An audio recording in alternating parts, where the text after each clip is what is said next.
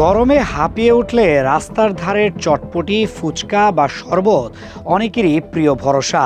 অল্প টাকায় মজাদার এই খাবার যেন শহুরে জীবনের অবিচ্ছেদ্য অংশ।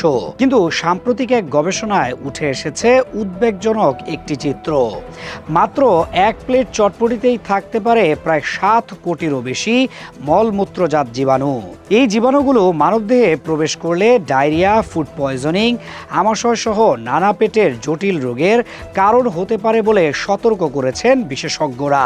জনস্বাস্থ্য বিশেষজ্ঞদের মতে রাজধানীর অধিকাংশ রাস্তার খাবারই প্রস্তুত করা হয় অস্বাস্থ্যকর পরিবেশে।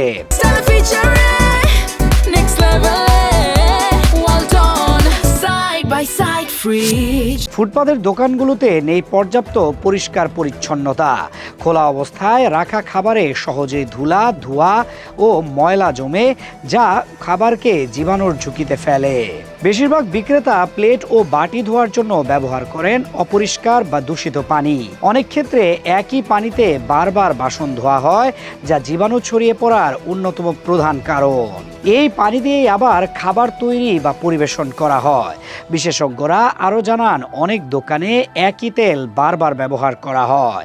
এতে তেল ভেঙে ক্ষতিকর চর্বিতে পরিণত হয়, যা হৃদরোগ সহ বিভিন্ন দীর্ঘমেয়াদী অসুস্থতার ঝুঁকি বাড়ায়। এছাড়া শরবত বা আখের রসে ব্যবহৃত বরফের উৎসও অনেক সময় অস্বাস্থ্যকর।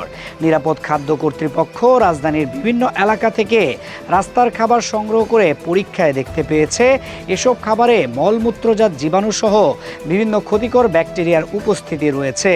এর মধ্যে চটপটিতে জীবাণুর মাত্রা সবচেয়ে বেশি পাওয়া গেছে বলে জানানো হয়েছে।